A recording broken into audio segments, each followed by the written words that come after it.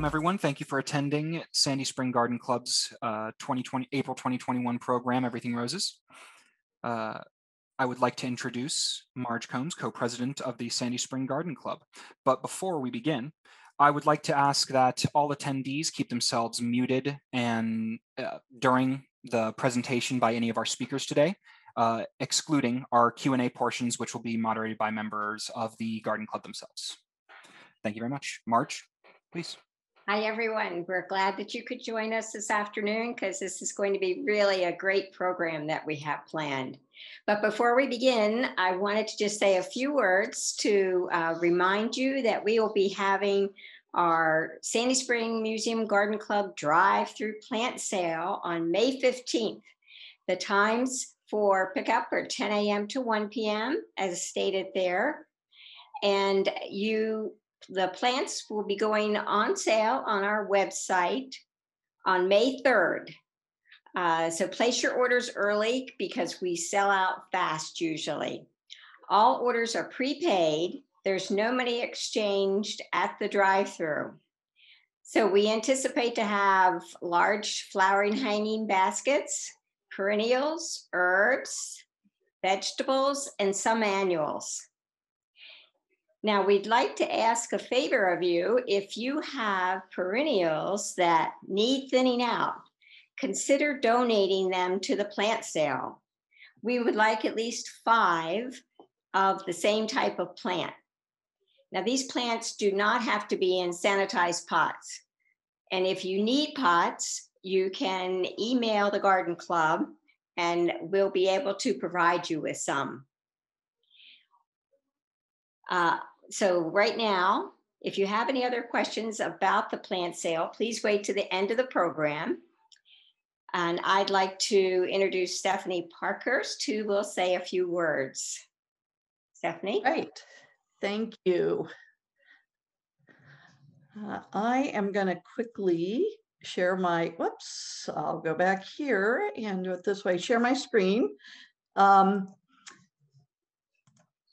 right. Well, I want to say thank you so much for coming. I know it's gorgeous out there, so we really appreciate your joining us today. Before I go ahead with introductions for our speaker, I want to mention a couple of things. First is I want to tell you a little bit about our September program. And let me get back here so you'll have the date in mind. It'll be on September 12th, and it's about eco-friendly ways to decorate in different seasons. In this case, we're going to talk about fall. So Lauren Pierce, who is the museum's marketing director, and her mother, Lori Thomas, the Strawberry Festival chair, will present on sustainable fall decorating ideas. And I hope you'll join us and this mother-daughter duo who have a passion for decorating and for all things fall. They are really focusing their own learning on sustainability, and that's made them much more conscious about what they use to decorate from season to season. And so in this program, they'll share their tips and their tricks and lead a take-home decorating activity.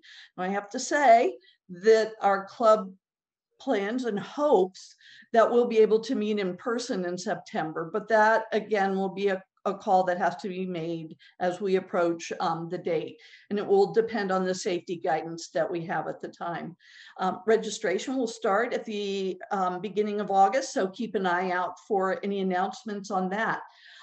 Second, today, if you have any questions, you can put them in the chat or you can hang on to them until the end of the program, because we're going to wait until the end to have Carol answer any questions that you might have. Now I'd like to introduce our speaker, Carol Allen, who is also known as the Orchid Lady. For those of you, you're infamous, who have joined us before, you know, we had a presentation on orchids and spring ephemerals that Carol has provided us. And she's a very entertaining, engaging presenter. She has over 30 years of experience in the horticultural industry, and her special interests are in landscape design and native plants, along with obviously a few other things. She's taught courses and really enjoys helping people understand how to care for their plants. I also think one of the really fun things about Carol is that she likes to share her firsthand experience with planting, growing, and learning what works and what doesn't work in her very own gardens. And she shares her wisdom with us. So today, she is going to be sharing her knowledge and excitement about everything roses. So Carol, I'm going to stop sharing and turn this over to you. All right, thank you, Stephanie. I appreciate the great introduction. Let me see if I can do this again, folks. Oh, yeah. We can do this. We can do this. Yes. All right. Come on. Come on. There we go. And presenter view. So everyone should see this beautiful big red rose bush and nothing else, right? No little notes off to the side, right? Yep. Are we good? Yep. All right. So roses, oh my gosh, do you realize, and I didn't until, well, many years ago, that roses have been cultivated for hundreds and hundreds of years. And of course, they started out as medicinal because, you know, why not? Everything was medicinal. And now, of course, they've been bred in many, many different species, been bred together, creating hybrids that we can have in our garden.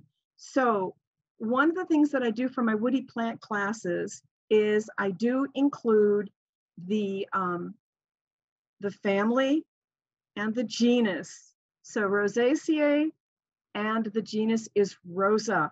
And what I love about looking at the Latin binomials is the fact that a lot of times they'll tell the history of the plant. They take you back to the first person who named it. Well, roses have been around so long that they don't have the history. They're just like, it's been there forever, guys. All right, so Rosa. And if you walk up to a strange plant that maybe there's a lot of folks that like to go in like old estates and churchyards, believe it or not, and find these old roses. So how do you know that you're looking at a rose bush? It may or may not have thorns. That may not be the distinguishing characteristic. So you need to know, all right? Of course, we know in our climate, our roses are deciduous. They drop their leaves. And the leaves, which are compound and are made up of leaflets, are alternate, okay? So they're not opposite, they're alternate on the stem. And when we identify woody plants, opposite or alternate is like the first cut. I mean, evergreen deciduous, but alternate or opposite. So this is alternate and is oddly pinnate. And that means that each leaf, and this whole thing on this person's palm is a leaf, all right? That is the point of attachment to the stem. All right, and it's oddly pinnate. It's got 5 leaflets, all right? So depending on the cultivar, depending on the species, you could have 7 to 9, or in this case, it's 5. Sometimes you have to look at the mature foliage to actually see what the real number is. Sometimes juvenile foliage will have a smaller number of these leaflets. The leaflets are usually from 1 to 2 inches tip to base, give or take, all right? Depending on the hybrid and depending on the species behind it. And they're serrate. They've got these little toothed edges, all right? Generally, they're bright green above, and if you flip it over on the underside, it's a paler green. And that depth of green color varies depending on the hybrid. So there's some that are more glaucous and more blue-green, and there's some that are darker green, depending. But pretty much you're gonna have alternate compound leaflets with serrate leaves, okay? And that's going to say, maybe that's a rose I'm looking at, all right? Okay, so let's talk about types of roses. Now, I'm going to give the disclaimer right off the top that when you talk to rose experts, you're going to get many, many, many different opinions, okay? So even though I'm going to talk about, I'm going to break down the different kinds of roses, another rose expert may say, oh, no, you're wrong, you're wrong. You know how 2 people can get together on the same subject and just, All right, so this happens with roses too. So I want to start talking about hybrid tea roses, because I think that for a lot of us, this is like the epitome. All right, hybrid teas are what they describe as high centered blooms. Okay, so instead of the bloom being kind of pancake like, it kind of is higher in the center. You can kind of see it there on this peace rose. All right, and definitely you can see it on the bud, because those center petals form this pointy bud. So they're high centered blooms. They've been bred to give long stems for cutting. All right, presentation. The shrub usually is tall with open canes. All right, so it's not bushy, it's more cane-like. All right, the colors are many. The flowers have been bred to be large. And when you look for modern tea roses, you want to go after that disease resistance. Now, modern tea roses and disease resistance. I am an aficionado of old roses. So I'm afraid that I'm going to give you some heritage roses in this talk. I'm sorry, guys, this is what I love. So you're going to get some of the old roses. And my thought is that if Josephine Bonaparte had it in her garden 200 years ago, and it's still around, it's tough rose. And it's a good way of thinking about, I've only got room for 3 roses in my garden. I don't have much sun.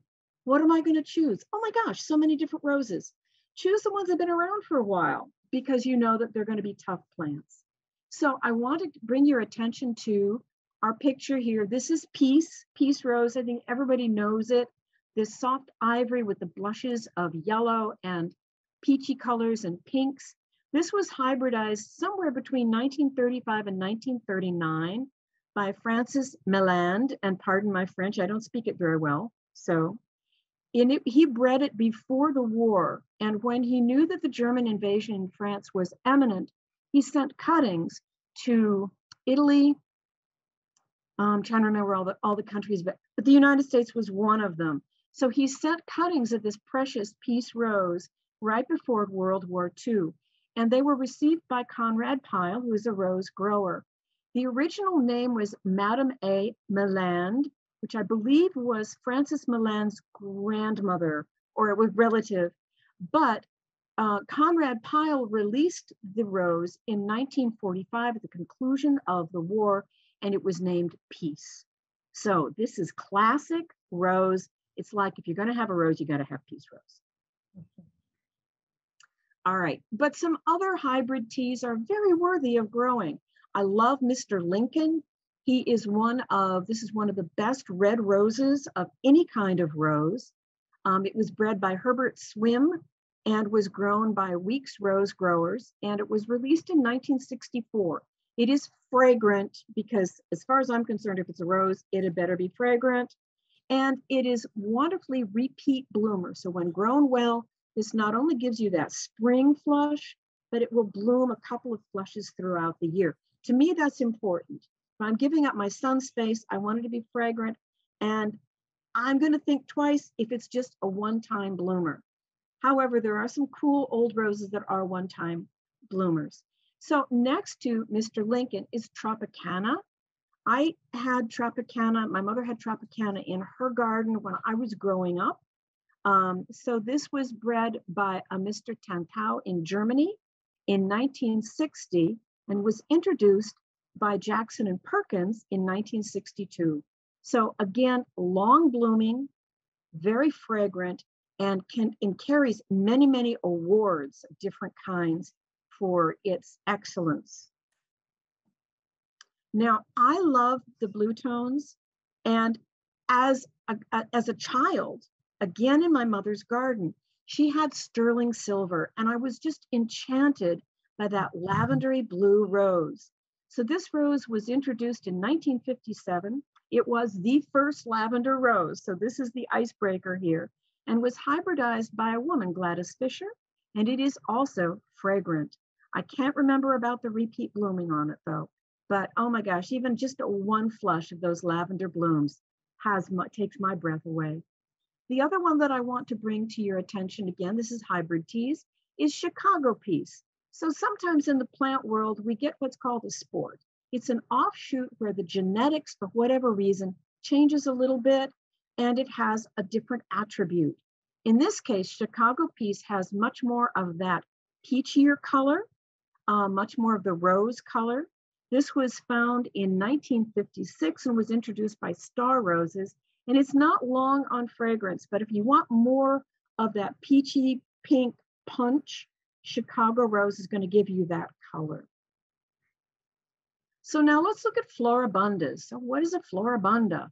Well, again, here you get different rose experts, all right, putting them in different categories.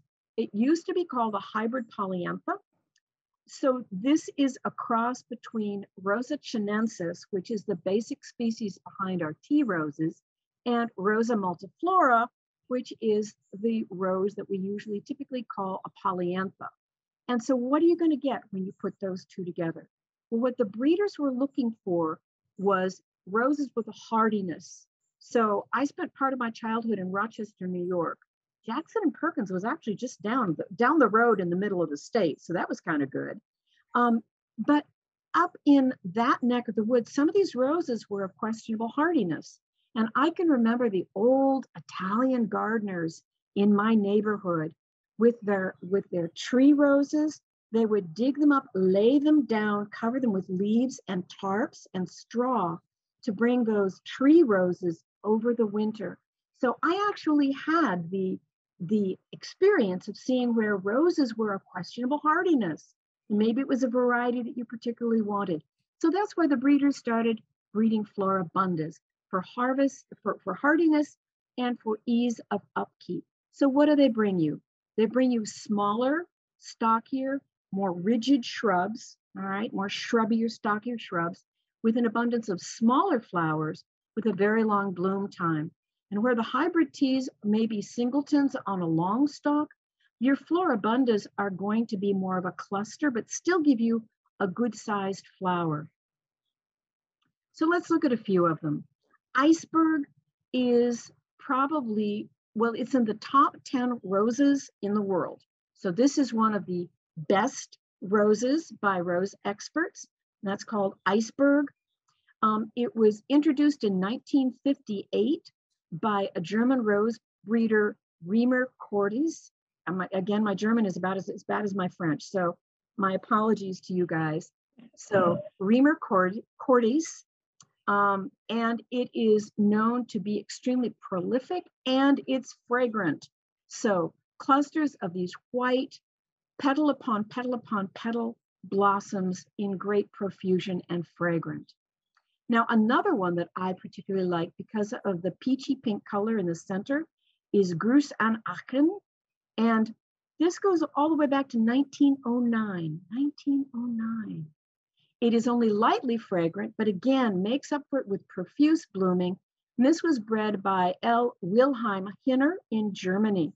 So these roses are still in the trade. You can still get them. Some of these older roses you have to work a little bit harder to find, but they're worth it because remember, if they've been around this long, that means they've got that disease resistance built in. So moving on to Grandifloras. Well, if you know Latin, you know grand is big, flora is flowers. So now we're going for a mixed group of hybrids with hybrid tea and Floribundas in the parentage. So they've been back crossed. They can be cluster flowered like the Floribundas or more single stemmed like the hybrid teas. So the breeders wanted to take the best traits of both of these different kinds of roses, hybrid teas and Floribundas, and put them together so you would have bigger flowers.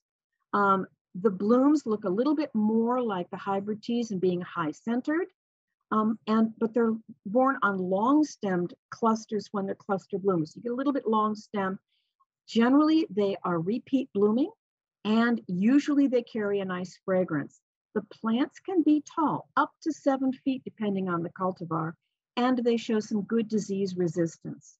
So this would be the rose that you would place at the back of your border and put your perennials down in front. The one I feature in this slide is called About Face, and it was bred by Tom Carruth and released in 2005. So this is actually a modern rose. It was grown and introduced by Weeks Roses. It has a slight fragrance, but it is a repeat bloomer. And it has that wonderful, those wonderful yellow, kind of with a little peachy overtone blooms. Definitely looks like they have long enough stems for cutting. So a good rose, again, back of the border, can get big. All right, one of the most famous of the Grandifloras is Queen Elizabeth. And this was bred by Dr. Walter Lammertz in the United States, and it was released in 1954. Now, Queen Elizabeth ascended to the throne in 1952, so there's a little bit of incongruity there on the timings that I found in my research, but it was named Queen Elizabeth when she became queen. It is moderately fragrant, all right, but it does give this profusion of bloom from spring to fall. And you can see if that's a standard like 4-foot or 5-foot fence, that baby's a good 2 feet above that. So again, these are larger roses, rose shrubs, but again, the profusion of bloom, and even with a slight fragrance, that's gonna knock your socks off when you walk into the garden. So now I want to move on to shrub roses. Now, shrub roses is kind of a catch-all term, extremely variable. They're all hybrids. And this is the category that includes the David Austin roses. So you're looking for a lot of diversity, but in this group of roses, the breeders got their winter hardiness, okay? You do have to search out each plant individually to make sure it's going to be hardy. But we're in the mid-Atlantic states, so pretty much everything I'm talking about is going to be hardy here. There's only one coming up that is of questionable hardiness. So the breeders, to get this shrub rose, crossed old rose types, and I'm going to get into some of those old rose types, with modern roses, because particularly what David Austin was looking for, he wanted this profusion of petals, like an old centrifolia, okay? And he wanted fragrance back into roses because hybrid teas were very flamboyant, but we were getting away from good disease resistance. This is when I was younger, and away from fragrance. And David Austin wanted to bring back some of those qualities. And that's why the David Austins are in the shrub rose category. So a lot of these will be repeat blooming, will be fragrant, but they vary in flower style and growth habit, okay? And the one that I've featured here, I love that complex petals, right? It's not a hybrid tea look, it's an old rose look. This is Wisely. It is a David Austin, and even though it looks like an old rose, it was released in 2008, so it is a modern rose. It is fragrant, thank you. I love that fragrance. It is repeat blooming, and it creates a pretty good sized arching shrub. So this is not going to be a column, it's not going to be a ball, it's going to be a fountain with arching stems. So when you think about getting one of these David Austin roses, remember it's a shrub rose. So let that stick in your mind. It's not going to be diminutive, nor do you want to try to keep it small through pruning. It's a big plant. All right. All right. Two of my favorites, Westerlund, all right. And that is a wonderful, it's got this wonderful ripple to the petals. It has that shaded medium orange to kind of a bright orangey color. It was released in 1969. And again, this was bred by Remer Cordes in Germany. And this is wonderfully fragrant. This shrub in my yard gets over my head. So I would say a good 6 feet, and that's with the proper pruning in the spring. So it's a big guy. You could almost probably use this as a semi-climber, a short climber, because it does have that growth habit. The other one on the right-hand side is a little bit smaller bloom. This is Buff Beauty. And this dates back to about 1939. It is, again, wonderfully, wonderfully fragrant. It was bred by it was released by Anne Benthal. And there's a whole wonderful story about how she became a rose breeder. and is sometimes considered to be a musk rose, which is another type of heritage rose. So musk roses are, you can kind of imagine, they're going to be high in the fragrance department, and so is Buff Beauty. Now let's talk about some of our more modern roses. These are both David Austins. Abraham Darby was released in 1985 by David Austin. It has that wonderful old rose look, but it's on a larger flower. Some of the old roses are pretty tiny. This has a good sized flower. It is a repeat bloomer. It is a good sized shrub, all right, and it is a David Austin. Gertrude Jekyll, all right, released in 1986, is also a repeat bloomer and fragrant. And again, both of these are shrub roses. They're good sized roses. You want to allocate plenty of space if you want that look in your garden. And you can see that Gertrude Jekyll, that is an eyeful. That's beautiful. All right, moving on to Polyantha roses. These, now we're shrinking back down. The shrub roses were big, and now the polyanthas are a little bit smaller, maybe better for small spaces. So we know these as low-growing shrubs. The flower size has shrunk, and now we're getting them in clusters. So their claim to fame is massive amounts of flowers on sturdy stems that aren't going to flop in the rain, usually, all right? But they can be grown in containers. So now you're looking at, what can I grow on my balcony? What can I grow in my townhouse? I don't have room for a shrub rose, but I still want a rose. I still want it to smell like a rose. Maybe I don't need to cut it in a vase, but I want it for my balcony. The polyanthas are going to be a good place to go. Smaller shrubs, even though they have smaller flowers, they still have, a lot of them have that fragrance. They're low growing, compact, very hardy. Now you will have to go from variety to variety, hybrid to hybrid, to look for that disease resistance, because the Polyantha roses are grouped by their growth habit and their breeding, not their disease resistance. But I can point you to the Fairy, which is probably the most famous Polyantha rose. Again, this is out of Anne Bental's blooming or growing, and it was released in 1932. So again, it's been around long enough. This is going to be fairly disease resistant. It is a repeat bloomer. I can't remember if it's fragrant or not. I think I remember it's not that long on fragrance. But if you want a container rose, the Fairy is a good one. Or an edging rose if you have a larger growing space. Another Polyantha is Excellence von Schubert. And again, this dates back to 1900. I love it. Is this, okay, kind of breaks the mold of it's small and compact, because this guy can get from 4 to 6 feet. Oops. And it can be very prickly. So the amount of thorniness on these different kinds of roses varies. They're not all this like the long-stemmed red roses that you get from the florist. Sometimes they're very, very prickly.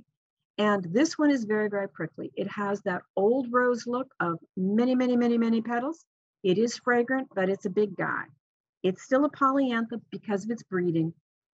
And then Pierre d'Or was released in 1875. And again, old rose.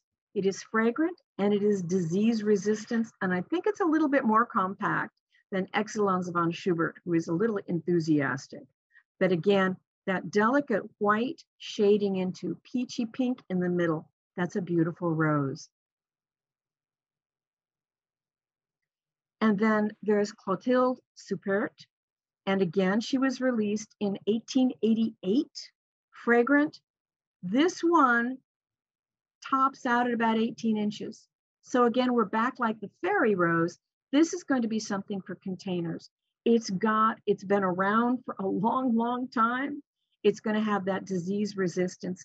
And the plus point, it's nearly thornless. So smaller flowers, cluster bloomer, fragrant, stays compact, score in my book. So a great one for containers and for small spaces. All right. So I hope I'm not dazzling you with all of these names. To me, they're ones I know. So I'm in my comfort zone here. All right. So let's move to the huge category of old, antique, or heritage roses. All right. So these are all classes of roses that existed prior to 1867. This is the division that the rose experts make. All right. Some of them date back to the Roman Empire. All right. We've got in this group, we've got species roses, we've got the albas, the bourbons, centrifolias, damasks, eglantines, gallicas, mosses, nosettes, Portlands. I'm not going to talk about all of them. All right. You've got in this group, you've got a huge range of sizes from 1 foot tall to 50 feet tall. All right. Some repeat bloom, some don't. But good fragrance is usually what was the motivation for people to keep these roses around, because they smelled good. And let's face it, before 1867, people might have bathed once a week, maybe. They needed those fragrance. Okay, can I just say that? I can just say that. They needed that fragrance. All right. Now, in this slide, I'm featuring Louise Odiere. I'm probably saying that wrong, which is a Bourbon Rose. Okay, so that's the subgroup in the antique or heritage rose group. This baby gets to 5 feet tall. It will rebloom. It's technically a Bourbon Rose, and it is moderately fragrant. But look at those lovely, lovely pinky lavender petals. So pretty. All right. One of my absolute favorite, you've got to have this, if you have any roses at all, you've got to have this rose, is Zephyrine Droheen, or Droheen. This is a Bourbon Rose. It is wonderfully fragrant. Oh, it's the kind of fragrance you just want to like fall into face first. It is thornless. Yes, let's hear it for thornless. This is actually a climbing rose, so it will need support. It has been around since 1868. And I don't recall that it gave me many, many flushes of bloom. It gave me that good June bloom. I think I might have gotten a little bit more right before Christmas because of our mild weather, but it wasn't one of the ones that just keeps on going. But when it blooms, oh, that fragrance is so wonderful. And I could work with it and not draw back bloody hands. So that's always a plus in my point. So then on the flip side, look at Apothecary's rose. This we know from historic records dates back to before 1310. That's pretty cool. We still have that rose. It's a Gallica, technically. It is once blooming. So if your interest is in medicinal plants, this rose belongs in your garden, because this is why it's called Apothecary's rose. It was used to compound drugs, but remedies and tonics and whatnot. So it is nicely fragrant. It's a single rose, so it looks much more like what we would call like a prairie rose. And I'm going to get to those too, because if you want to grow native plants, yes, there are roses for you. All right. One of the most fragrant rose is Rose Direct. It is technically, it's a Portland, which is that subcategory. It is fragrant. This one will repeat bloom. And we think from the records that maybe it was introduced about 1880. Now, of all of the heirloom roses that I grew and I grow, some were past tense. This didn't do as well for me as I would have liked, but I lack the number one thing in my garden that you need to really optimize the performance of your rose, which is full sun. So the Rose Direct did not do as well. And I take it that it is, the reason it did is because I don't have enough sun for it.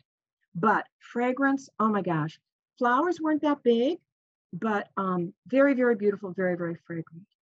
Then another one that has history behind it, again, is Great Maiden's Blush. Technically, it is an Alba rose. It is highly fragrant, and we know from the historical record that it predates 1400s. This is again like the Apothecary rose, it's a once bloomer. So if you're into history, there are roses that support that interest of looking back and seeing what was in Josephine Bonaparte's garden. This was there. More than likely, this was there. So all of those great rose gardens of the past had some of these historical heirloom roses in them. All right, so let's talk about climbing roses because, oh my goodness, we can do so many cool things with climbing roses, but you kind of have to know what you're doing with them. So selection, you might have figured, is like number one. So climbing roses are going to be roses that have been bred for vigor, all right? They're very, very vigorous. They grow on very tall canes, so they're not bushy, they're cane growing. And those canes can range from 8 to 20 feet. And this is what you want. Now, they are not necessarily self-supporting. Sometimes they'll wind their way through trees, and if there's enough branches for them to kind of be supported by, it'll work.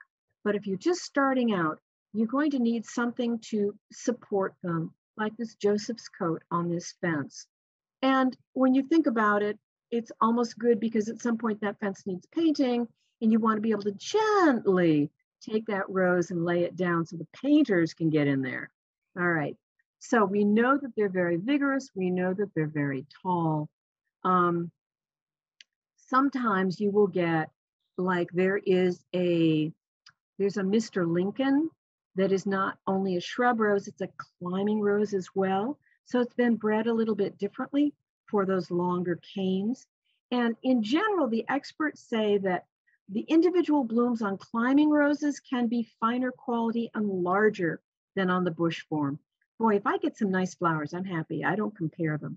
A lot of times your climbers will give you a really good flush in the spring.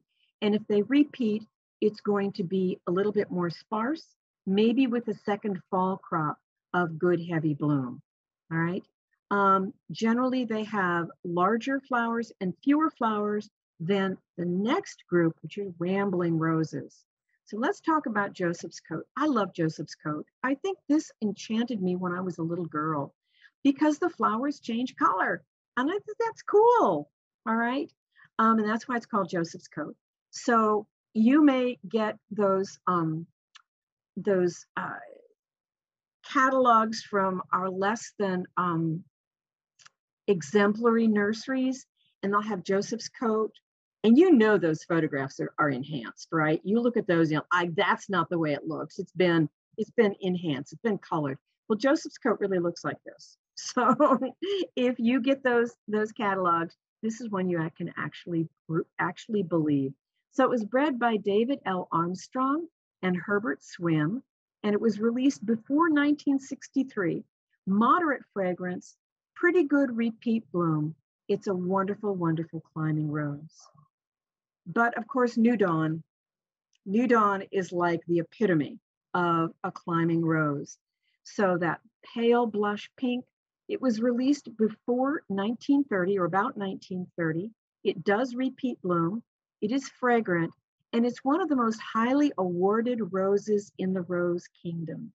So if you have only one rose, climbing rose, maybe New Dawn should be it. However, then there's Don Juan, which next to Mr. Lincoln, those are our two hottest red roses that are available for growing in the home. All right, so Don Juan and Mr. Lincoln. I did a fence for a client, and it was about 30 feet, 40 feet long, and I did Mr. Lincoln's all the way down. And when that thing bloomed, smelled good, looked beautiful. Don Juan would have been one for a taller trellis, but so Mr. Lincoln and Don Juan, if you like that red rose, these are your two. So Don Juan was released in 1958. It does do a lot of continuous bloom. So sometimes like New Dawn, you'll have a heavy spring bloom, you get a little sporadic flushing through the summer, and then you get a good late season bloom. Well, Don Juan actually does some pretty good continuous bloom. So these are all factors that you would consider in purchasing a climbing rose. And of course, David Austin's not to be outdone. In the David Austin Roses, we have Graham Thomas, which was released in 1983. Highly fragrant. You can see that the yellow shading of the flowers as they open brilliant and fade to a lighter color. And that's pretty darn dramatic. And it's a good doer. Most of David Austin's roses are going to be very good, sturdy plants, vigorous plants with some disease resistance to them. But now, I mentioned rambling roses. So what are they? Well, they've been bred for a little bit different use. The flowers are usually smaller, more cluster blooming when you compare them to climbers. And a lot of times they're once blooming, but when they do it really, really well. The canes are a little bit more pliable than the climbing roses, and they were actually bred for securing onto pillars and pergolas. So American Pillar Rose, all right, is the one that I feature on this slide. And even though it's once blooming, it does it really, really well. It was introduced by Dr. Walter Van Fleet in the United States in 1902. So again, it's been around for a long time. It's going to be a good sturdy rose with some disease resistance. So I'm going to have a little bit of how-to on pruning ramblers and climbers when I get to that section. So I won't leave you in the lurch. All right, I want to finish up this particular section with knockout roses. Okay, these were bred by Bill Radler of Wisconsin, and they were bred for improved disease resistance. Now, they are not short and shrubby. They can get up to about anywhere from 4 to 7 feet tall. They can withstand a little bit of summer pruning to take top down a little bit, but you have to be careful. They do bloom throughout the season in flushes. You get flush. So when you go through after your spring flush, you deadhead, you cut down to an outward facing sprout, and within another month or so, you're going to have another flush of flowers. So they're really, really good for just continual bloom. And as you can tell, because they've been overused by the landscape industry, all right, there are actually 10 colors available. Blush, the knockout, which is kind of what you see in front of you. It's kind of a vermilion red. There's a double knockout. There's a pink double. There's sunny, there's coral, there's peachy, and there's white. Now, I haven't seen all of those colors available in commerce. And I'll be honest, after everything I've told you about roses, don't buy knockout roses. Okay, there's better things out there. But they are ubiquitous in our landscapes now. And I'm going to tell you a reason at the end why maybe you want to shy away from that. All right, so let's briefly talk about species roses. So you didn't know this, there are 360 species of roses and 4 subgenera. Whoa. So we've got 11 sections in subgenus Rosa, and that includes Banksia, which comes from China, Carolinii, which is North American, Chinensis, which comes from China and Burma, and Gallicanii, which originated in Western Asia and Europe. Okay, so let's look at a little bit closer. All right, Banksia, Lady Banks rose. This is the climbing rose of myth and legend, all right? And this is the one that in our climate might not do that well. Our winters get a little bit cold, and our Lady Banks roses have got to have that special spot where they're a little bit more protected, south-facing wall. So it's kind of this scrambly, shrubby mess. A friend of mine has one, and it's beautiful, and he dotes on it. But when I look at it, it's kind of a viney, shrubby mess. But when it blooms, oh my gosh, it's May blooming, and it perfumes his entire yard. So a little bit shy on the hardiness. It is a classic climbing, scrambling rose. Maybe worth the pampering, but notice it gets to 20 feet. And yes, he has it scrambling up an aluminum frame trellis that he had custom made for this plant, and it goes 2 stories tall. Pretty cool. All right, so if you want to have nothing but native plants in your yard, Bingo. We have the Carolina rose, sometimes called the pasture rose. So this is a single rose, all right, very, very pretty. It is native to Eastern North America, has a light little fragrance to it, pretty pink flowers, blooms kind of early summer. It, I had this. It was on my property when I moved in, and as the trees grew and I got more shade, it died out.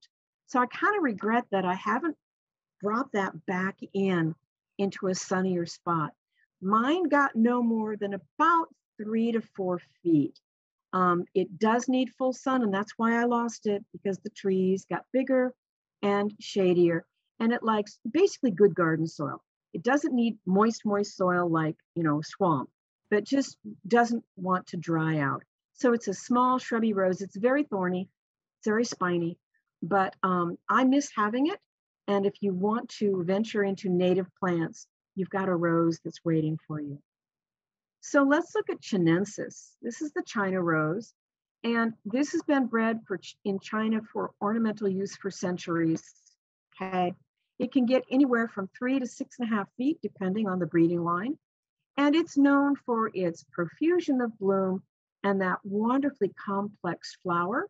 All right, in direct opposition to our prairie rose, which is that single row of flowers, or single row of petals. All right.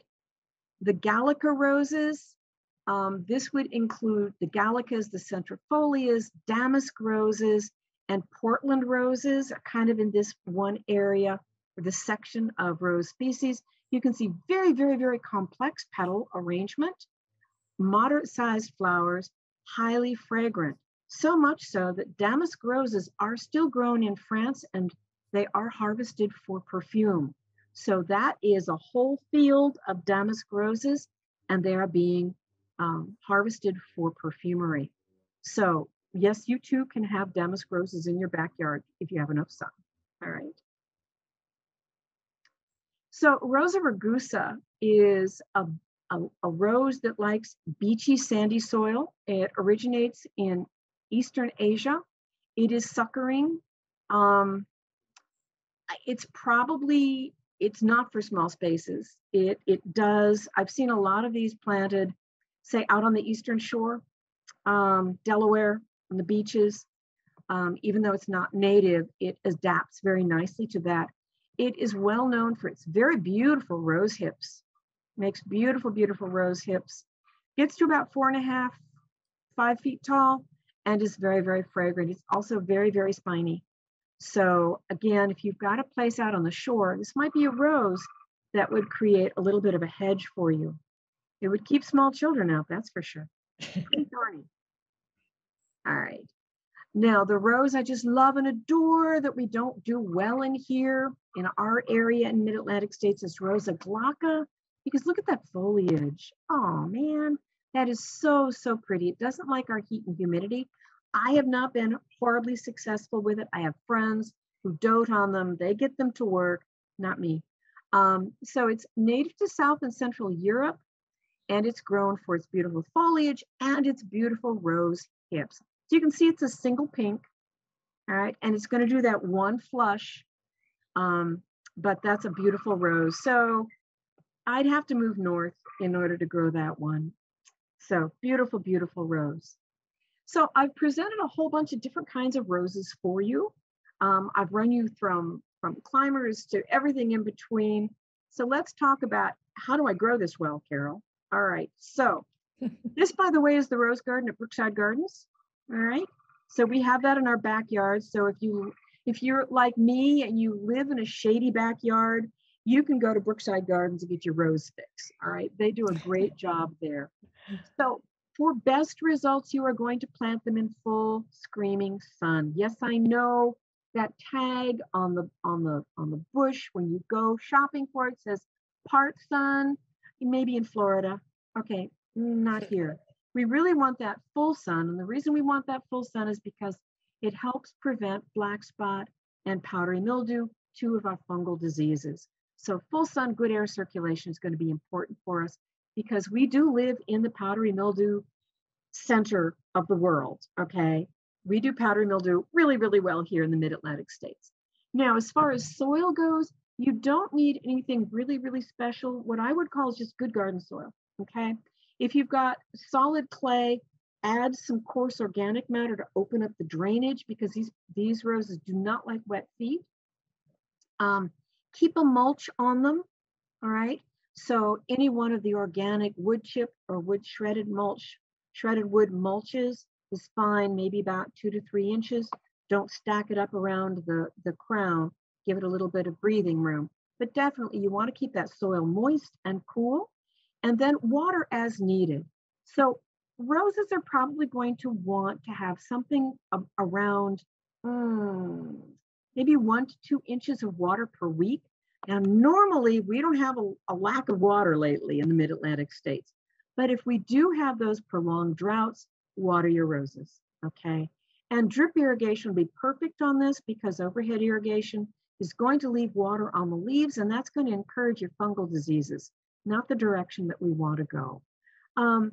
As far as your soil goes, our mother soil has a pH of about 6.5. That's where you want to be. It can take a little bit more acid, can take up to 7.0, but not alkaline. Fertilize. There's a lot of different ways of fertilizing, and every grower is going to have their own special protocol that they want. Espoma makes a rose fertilizer that is largely organic in composition, and that would be a good fertilizer for you to use. So you would fertilize probably by now because the roses have already flushed out, and then you can be fertilized probably every 3 to 4 weeks and stop about 2 months before first frost. So that's first frost for us is October 15th. So sometime around mid-August, stop fertilizing. This allows the new growth to harden off so that frost doesn't burn it. Not what you want, okay? I've talked about mulch, talked about water. Let's talk about pruning, all right? Now, you should have already done this, just saying, all right? So rose pruning is something that you can do when it's January or February, and you see those buds just starting to show color and break. And that's the perfect time to prune them. Yes, you can prune them now. It gets a little bit more muderish with all the new growth, and you have to be careful you don't break off the new growth. So when I approach a rose bush, there is a priority. So the first thing I'm going to do is I'm going to remove the dead and the diseased or any damaged wood. Then I'm going to stand back, all right? Rose pruning is a contemplative exercise, all right? You do a lot of looking and thinking, all right? Then I'm going to stand back and I'm going to remove the branches that grow into the center of the plant. So what you want to do is you want to open that plant up so that you can get good air circulation to the center. You've got a lot of inward growth. You want to kind of alleviate some of that, all right? So that it looks a little bit more like this vase shape rather than that snarl, okay? So think twice before you cut because you can't glue them back on. So you're going to open up the center of the plant. You're going to remove any crossing or rubbing branches, all right? Sometimes we can get wounding from that. And then if you've got suckers that come up from the graft below, you want to cut them out. So one of the things you want to know on your rose bush is where is your bud union or your graft? Because anything that sprouts out from below the bud union is going to be that root mass, and it's going to probably be a single red, and it was put, the fancy graft was put on that rootstock because the rootstock added vigor to the plant, okay? Then once you've taken out the sucker growth, the crosses, the rubbers, the inward growth, the dead, the damaged, now you're going to shape the plant. And this is done with a very, very light hand, okay? Again, you can't glue it back on once you've pruned it, all right? On hybrid teas, Grandifloras, Floribundas, you want to prune to about, I would say, probably not 12, but maybe somewhere around 24 inches in height. You want to leave 9 to 12 large half-inch diameter healthy canes. So generally, if I have, when I'm at this point, I'm at shaping, I will rotate out and I will cut out maybe 1 or 2 of my largest canes every year and have that bush replenish from the base. If I've got little tiny weeny canes, I will probably cut those out to favor those heftier canes. And again, you want it outward vase shaped, okay? When you cut, you don't want to leave, here's your shoot, you don't want to leave a lot of that branch left, neither do you want to cut right on top of that bud. That bud is going to die. So you want to have about maybe 1/4 of an inch above the bud, a slanted cut, all right? And that's your finished cut. That's what your finished cuts should look like.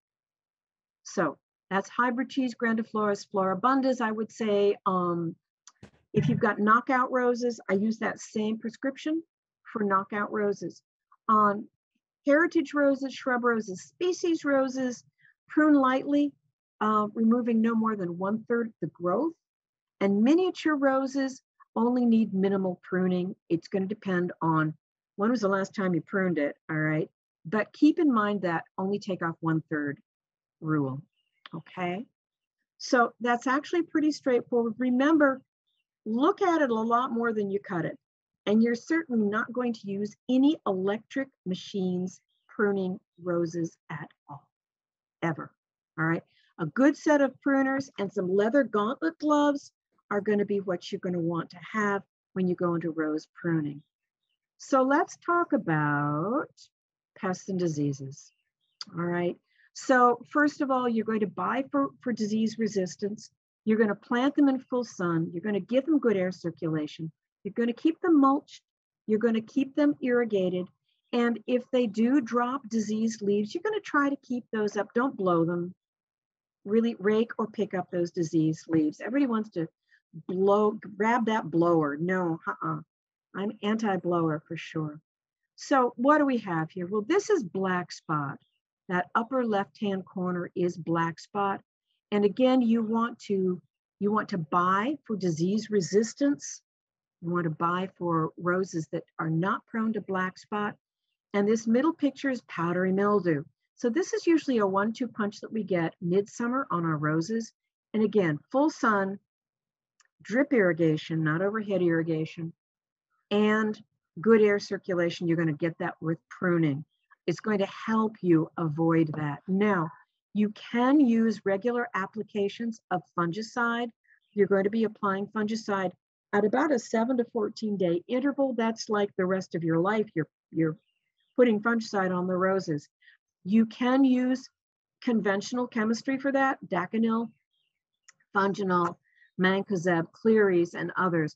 Or you can use the organic method, and that is spraying with sulfur, pure sulfur, neem oil, or a summer weight horticultural oil. Make sure that you spray when your temperatures are below 90 degrees, because all 3 of those sprays will react badly in the heat. And actually, most of the conventional chemistry also will sometimes burn foliage in excessive heat. So you're going to want to get out there before the birds are singing if you're going to do any spraying. And remember, pesticides, you've got flowers in bloom. You have to think, we have pollinators. So think about that. Now, this picture in the upper right, this is a virus disease. This is rose mosaic. If you have this on your rose, remove the rose and destroy it. There is no cure. It is contagious, okay? It can be spread from rose to rose. So if you get a rose that has this mosaic pattern on it, all right, all that yellow kind of patterning, you want to remove that rose from your garden.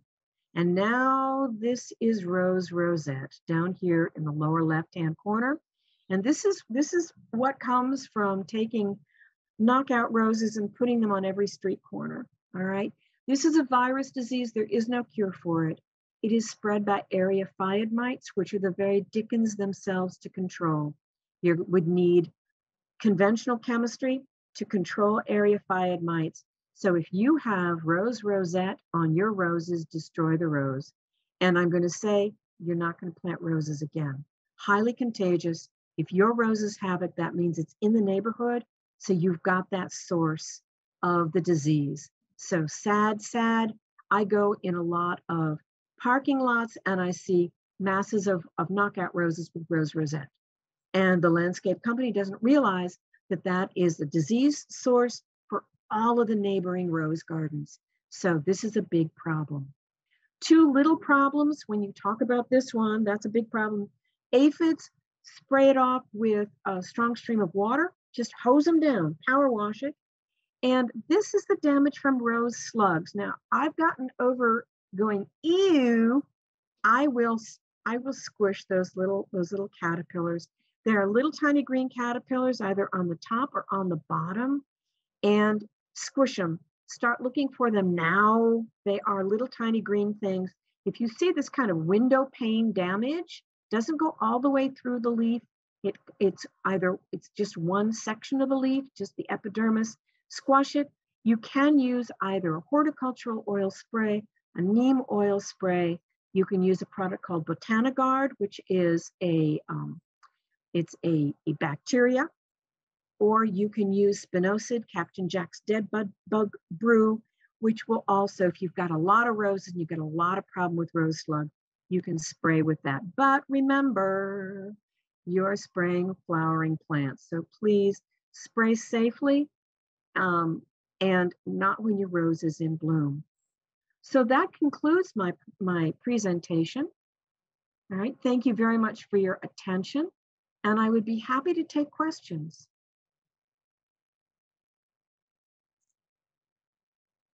Stephanie, you're muted. Yeah, they call me a mime at work because I do that all the time. But thank you. I wanted to, this was fascinating, and the pictures just make me want to grow roses. So until we get to the end with the diseases and care, and then I go, yeah. Oh, Stephanie, I forgot to say, so, Rare Good Rose Garden. So Brookside Gardens, at one time, the Botanic Garden down at the foot of the Capitol had a beautiful, and it may still have, I just haven't been down there recently, a beautiful rose garden, and they were trying to grow those roses organically. So it would be interesting for you guys, if you're in the city, take a gander at the rose garden and see how successful they have been on that. And those are the two big rose gardens I know of in our area. Someone mentioned Fuller Gardens in New Hampshire. If you're up north, that's I know there are other rose gardens, other places in the world. I'm saying here, closer by. We did have a comment from Lynn. I don't know if you just want to go ahead and share that. If you can hear me. I know, Lynn. It was just about the deer going after the roses. Have you had a lot of trouble with that? No, because I have a deer fence. No. I'm sorry, I cut right to the jugular. I have a deer fence and I wouldn't garden without it. And so don't get me started on tick-borne diseases, all right? It's not just to protect my plants, it's to protect me and my family. So I have a deer fence. Yes, deer love roses. I don't care how thorny they are. They must have like asbestos lips or something. I don't know. But I've heard of hanging Irish Spring, bags of human hair, milorganite. Nothing really works. What is a deer fence? A deer fence. Okay, so I have it's a 2.5 inch by 2.5 inch black polypropylene mesh. It goes 8 feet tall and is pegged down at the bottom. You think everybody worries about them jumping over it. No, they're lazy. They're going to nose under it if they can get under it. And because it's black and because I'm in the woods, all right, it disappears. It's really pretty invisible. And I am addicted to it. I would give up a lot of things before I would give up my deer fence. Thank you. You're very welcome.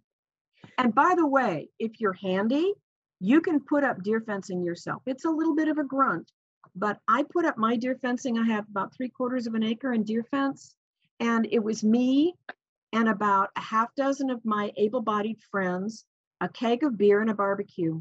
This is pre-COVID. And we put up a deer fence in 2 4-hour sessions. So yeah, Okay, you can do it. you. Very persuasive. I want to say that we're going to be ending the program in about 5 minutes, but all of this will be staying open and the Zoom call will continue for any other comments or questions you may have. Please continue. Mhm. Thank you, Michael. Thank you. All right, are there any other questions I can answer? No? All right, now I guess. Thank you so much. It was so pleasurable. Oh, Oh, we have one question. Yeah. great. There I'm we trying go. to mute myself. You talked about a rose that grows on the eastern shore. What about in the Outer Banks? And where did I write that? I was trying to write. So, Rose Regassa? Rugosa roses. They are tough killer roses. They're very, very thorny, but they do have that resistance to that salt water, and they like that sandy soil. They will grow in clay soil too. They want full sun. And again, beautiful rose hips. I don't think they give you continuous bloom. They give you a good spring flush and then beautiful rose hips. You can make rose hip jam. I'm sorry, Carol. You talked about it would make a nice hedge. Mhm. So do I have to support it, or will it grow No. up 3-5 feet? It's a good sturdy shrub. I have actually used it. I used it in a small subdivision that wanted people to stop coming up the bank from the county road and getting into the back of the subdivision. And there was enough sun there. And I put in Rosa Vergusa, and it stopped the children from coming through. I like that. It's very effective. They were coming down the hill and just bursting out on the county road, and it was a 4-lane county road, and they were really worried that the kids would get killed, somebody get hurt. So yeah, made a good barrier. All right. Thank you so very much.